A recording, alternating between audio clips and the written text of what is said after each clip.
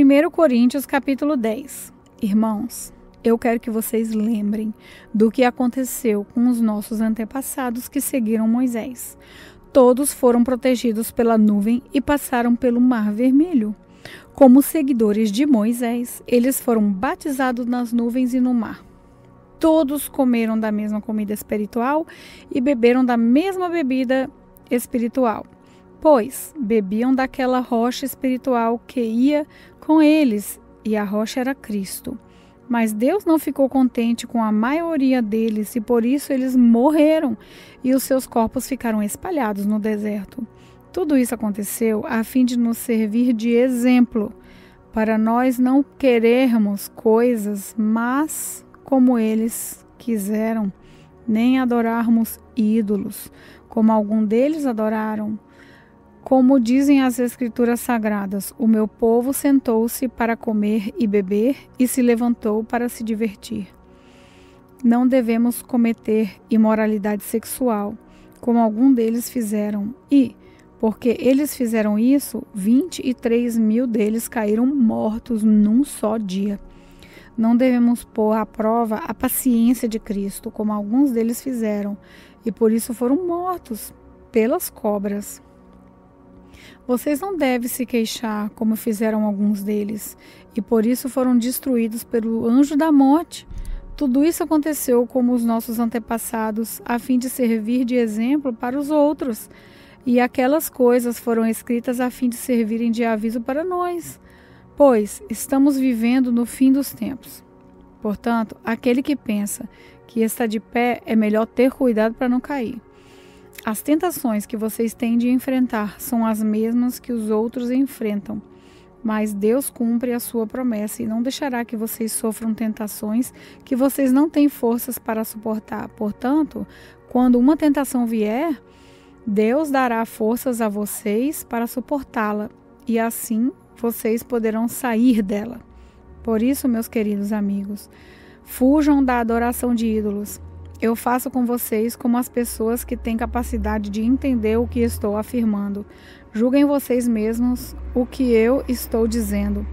Pensem no cálice pelo qual damos graças a Deus na ceia do Senhor. Será que, quando bebermos desse cálice, não estamos tomando parte do sangue de Cristo? E quando partimos e comemos o pão, não estamos tomando parte do corpo de Cristo? Mesmo sendo muitos, todos comemos do mesmo pão, que é um só, e por isso somos um só corpo. Pensem no povo de Israel. Aqueles que comem as coisas oferecidas em sacrifício tomam parte juntos no sacrifício que é oferecido a Deus no altar. O que eu quero dizer com isso? Que o ídolo ou o alimento que é oferecido a ele tem algum valor? Claro que não. O que eu estou dizendo é que aquilo que é sacrificado nos altares pagãos é oferecido aos demônios e não a Deus. E eu não quero que vocês tomem parte nas coisas dos demônios. Vocês não podem beber do cálice do Senhor e também do cálice dos demônios. Vocês não podem comer da mesa do Senhor e também da mesa dos demônios. Ou será que queremos provocar o Senhor, fazendo com que ele fique com ciúmes? Por acaso vocês pensam que somos mais fortes do que ele? Alguns dizem assim: podemos fazer tudo o que queremos. Sim, mas nem tudo é bom. Podemos fazer tudo o que queremos, mas nem tudo é útil. Ninguém deve buscar os seus próprios interesses e sim os interesses dos outros. Vocês podem comer de tudo o que se vende no açougue,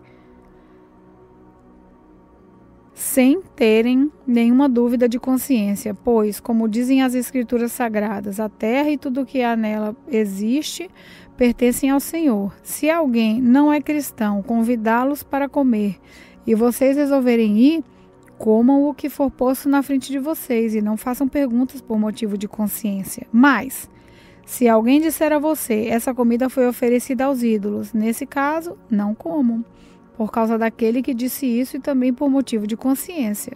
Não estou falando da sua própria consciência, mas da consciência do outro.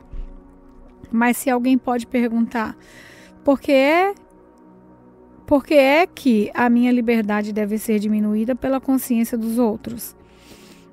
Se eu agradeço a Deus o alimento que como, por que é que sou criticado? Se já o agradeci a Deus. Portanto, quando vocês comem ou bebem ou fazem qualquer outra coisa, façam tudo para a glória de Deus.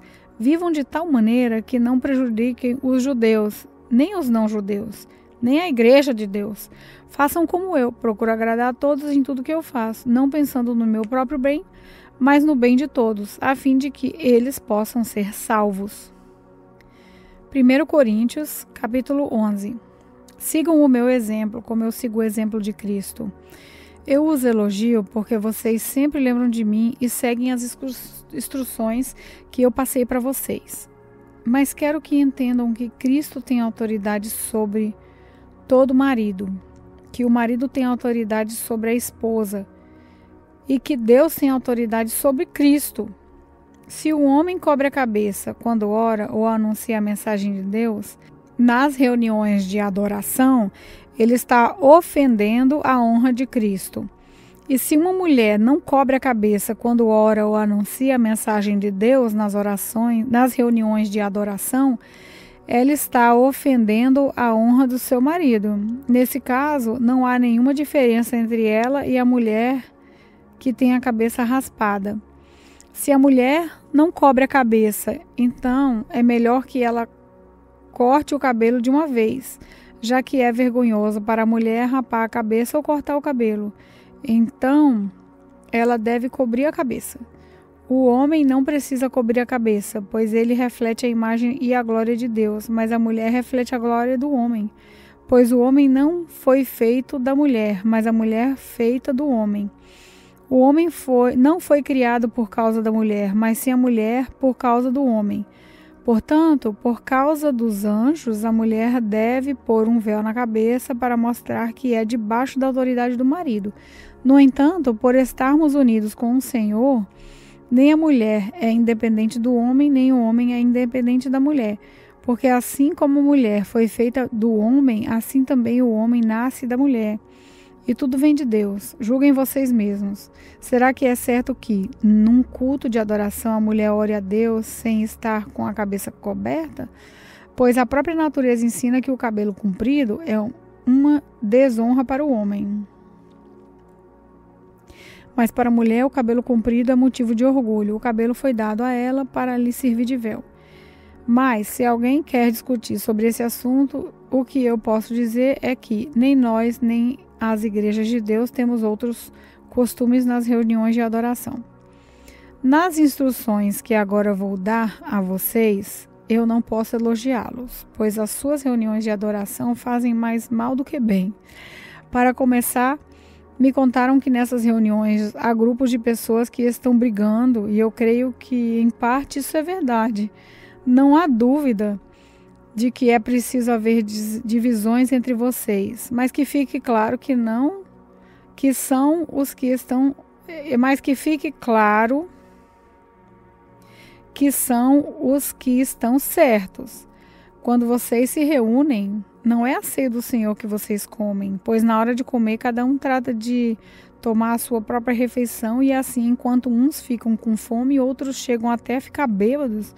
Por acaso vocês não têm as suas próprias casas onde podem comer e beber? Ou será que preferem desprezar a igreja de Deus e envergonhar os que são pobres? O que é que vocês esperam que eu lhes diga? Querem que os elogie? É claro que não vou elogiá-los, porque eu recebi do Senhor esse ensinamento que passei para vocês, que o Senhor Jesus, na noite em que foi traído, pegou o pão, deu graças a Deus, depois partiu o pão e disse: isso é o meu corpo que é entregue em favor de vocês, façam isso em memória de mim.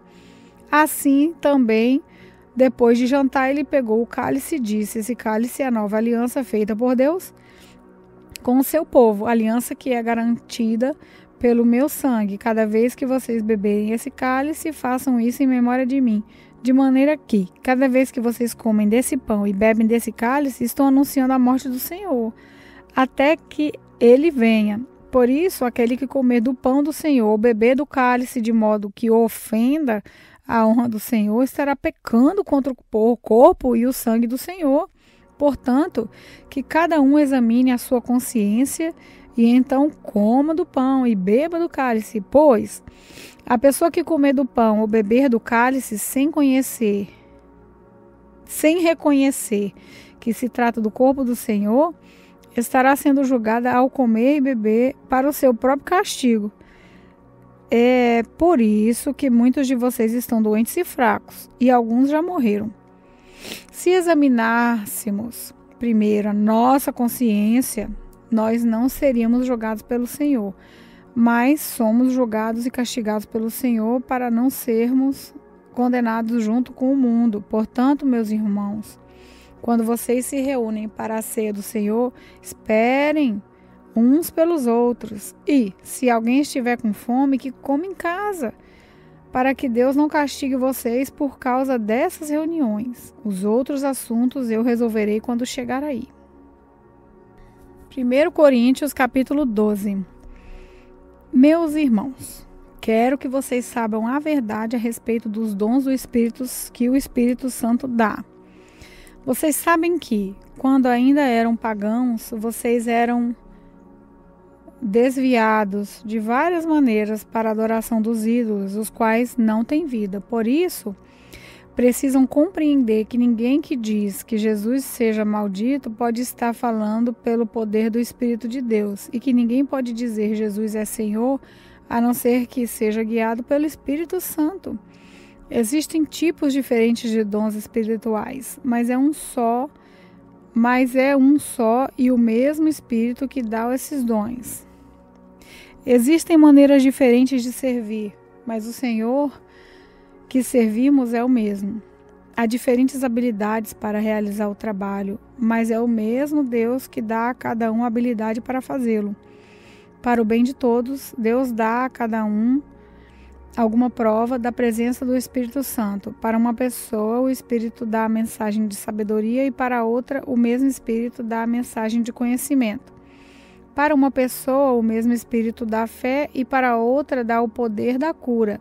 Uma pessoa recebe do Espírito poder para fazer milagres e outra recebe o dom de anunciar a mensagem de Deus. Ainda outra recebe a capacidade para fazer a diferença entre os dons que vêm do Espírito e os que não vêm dele.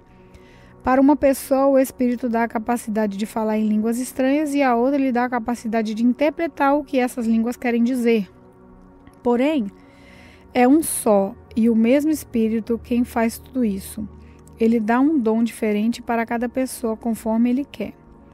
Cristo é como um corpo, o qual tem muitas partes, e todas as partes, mesmo sendo muitas, formam um só corpo. Assim também, todos nós, judeus e não judeus, escravos e livres, fomos batizados pelo mesmo Espírito para formar um só corpo, e a todos nós foi dado de beber do mesmo Espírito. Pois o corpo não é feito de uma só parte, mas de muitas. Se o pé disser, já que não sou mão, não sou do corpo, nem por isso deixa de ser do corpo. Se o ouvido dizer, já não sou olho, não sou do corpo, nem por isso deixa de ser do corpo. Se o corpo todo fosse olho, não poderíamos ouvir. Se o corpo todo fosse ouvido, como poderíamos cheirar? Assim Deus colocou cada parte diferente do corpo conforme Ele quis. Se o corpo todo fosse uma só parte, não existiria corpo. De fato, existem muitas partes, mas um só corpo. Portanto, o olho não pode dizer à mão, eu não preciso de você. E a cabeça não pode dizer para o pé, não preciso de você. O fato é que as partes do corpo que parecem ser as mais fracas são as mais necessárias. E aquelas que achamos menos honrosas são as que tratamos com mais honra. E as partes que parecem ser feias recebem um cuidado especial. E as outras mais bonitas não precisam. Foi assim que Deus fez o corpo, dando mais honra às partes menos honrosas. Desse modo não existe divisão no corpo, mas todas as suas partes têm o mesmo interesse umas pelas outras. Se uma parte do corpo sofre, todas as outras sofrem com ela. Se uma é elogiada, todas as outras se alegram com ela. Pois bem, vocês são o corpo de Cristo e cada um é uma parte desse corpo. Na igreja, Deus pôs tudo no lugar certo. Em primeiro lugar, os apóstolos, em segundo, os profetas, em terceiro, os mestres, em seguida, os que fazem milagres, depois os que têm dom de cura, ou de ajudar, ou de liderar, ou de falar em línguas estranhas. Nem todos são apóstolos, ou profetas, ou mestres, nem todos têm o dom de fazer milagre, nem de curar doenças, nem de falar línguas estranhas, nem de explicar o que essas línguas querem dizer. Por isso, se esforcem para ter os melhores dons. Porém, eu vou mostrar a vocês o caminho que é melhor, que é o melhor de todos. 1 Coríntios, capítulo 9. Será que eu não sou um homem livre? Por acaso, não sou um apóstolo? Será que eu não vi Jesus, o nosso Senhor? Por acaso, vocês não são o resultado do trabalho que faço para o Senhor? Mesmo que outros não me aceitem como apóstolos, vocês me aceitam. Vocês mesmo, pelo fato de estarem unidos com o Senhor, são a prova de que eu sou um apóstolo. Quando as pessoas me criticam, eu me defendo dizendo assim: será que eu não tenho o direito de receber comida e bebida pelo meu trabalho? Será que nas minhas viagens eu não tenho o direito de levar comigo uma esposa cristã, como fazem os outros apóstolos, os irmãos do Senhor Jesus e também Pedro? Ou será que Barnabé e eu somos os únicos que temos que trabalhar para nos sustentar? Quem já ouviu falar de algum soldado que pagou as suas próprias despesas no exército? Ou qual é o fazendeiro que não come das uvas da sua própria plantação? Ou qual é o pastor que não toma o leite do seu gado? Não pensem que eu me apoio somente nesses exemplos da vida diária, pois a lei diz a mesma coisa. Na lei de Moisés está escrito assim: não amarre a boca do boi quando ele estiver pisando o trigo. Por acaso Deus está interessado nos bois? Ou foi a nosso respeito que ele disse isso? É claro que isso está escrito em nosso favor. Tanto a pessoa que planta como a que colhe fazem o seu trabalho na esperança de receber sua parte na colheita. Se temos semeado entre vocês a semente espiritual, será demais se recebermos de vocês alguma recompensa material? Se outros têm o direito de esperar isso de vocês, será que nós não temos muito mais desse direito do que eles?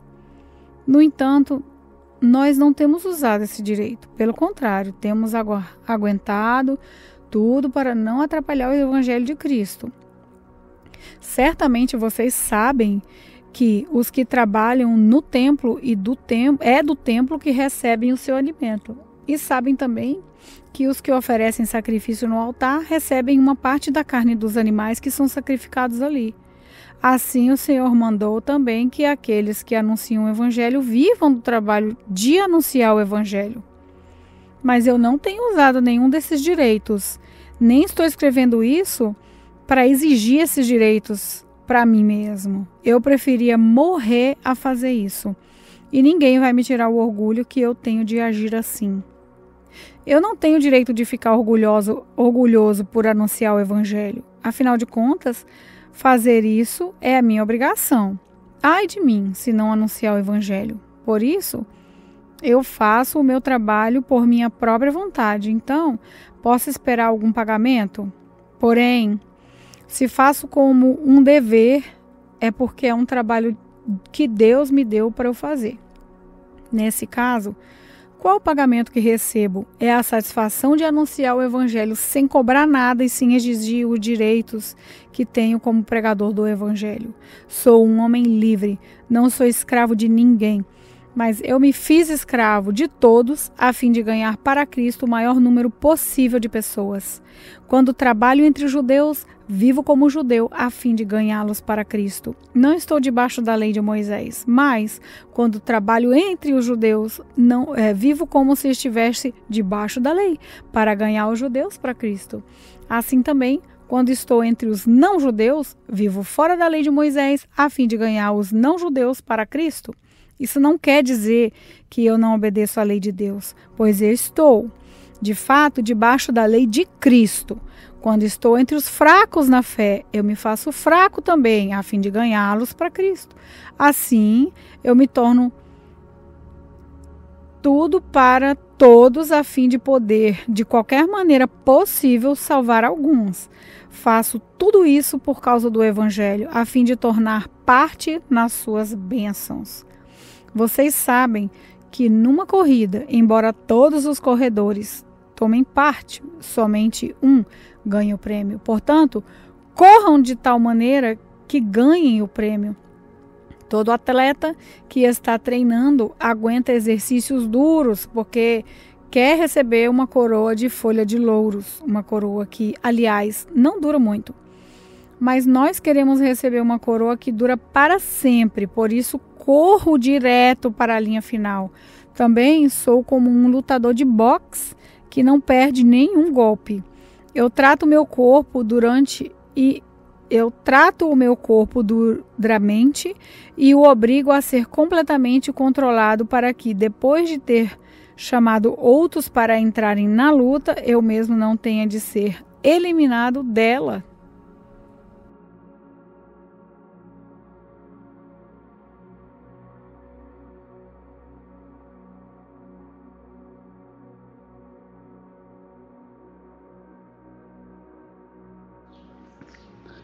Olá, eu sou a pastora Neuza e quero orar com você. Salmo 23 diz que o Senhor é o nosso pastor e nada nos faltará.